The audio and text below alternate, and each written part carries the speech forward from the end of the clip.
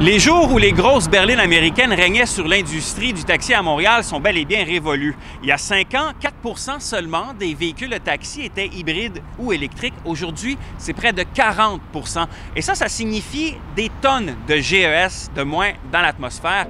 Embarquez avec moi, on vous explique comment l'industrie est en train de réussir son virage vert.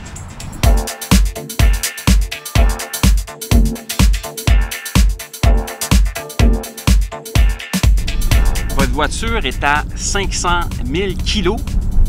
Combien? 507. C'est quoi le secret pour rouler une voiture 500 000 kilos? Tu fais attention quand tu roules, tu la brusques pas. Tu t'en occupes quand il y a quelque chose, tu le répares tout de suite.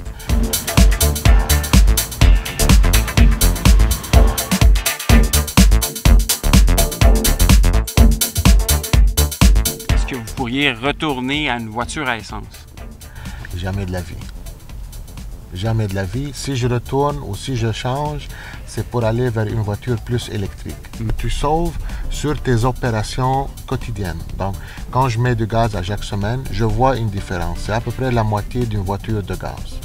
Donc, pour moi, c'est convaincant parce qu'aussi ça contribue à réduire les gaz d'effet de serre.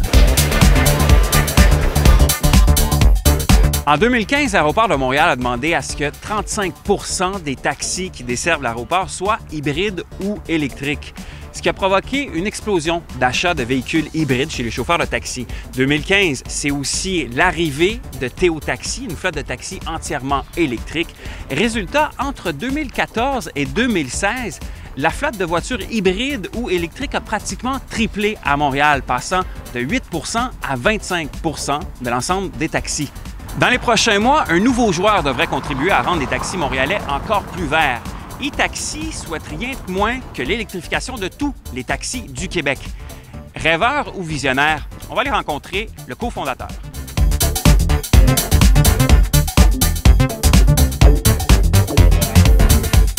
Parlez-moi de cette voiture-là, d'où elle vient, c'est quoi comme voiture? OK, c'est une voiture, la marque c'est BYD.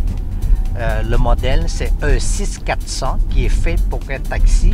C'est le plus gros manufacturier des voitures électriques au monde. C'est que cette compagnie-là qu'on a commencé à discuter il y a 3 ans. Ils ont la volonté, ils croient en notre projet, puis ils ont de la capacité pour livrer 5000 unités par année, qui est énorme.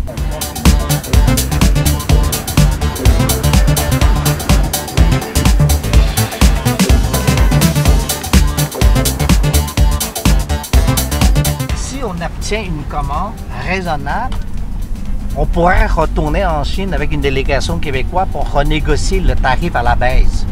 Finalement, qui sont gagnants? Tout le monde est gagnant. Je te dirais que là où les véhicules électriques sont le plus intéressants, c'est dans tous les contextes où on a beaucoup de kilométrage à rouler, donc dans le transport de marchandises, dans le transport terrestre de personnes. Pour un taxi, l'équation est assez simple à faire, donc c'est une logique là, de s'en aller vers là. Où vous voyez l'industrie du taxi dans 5 ans à peu près?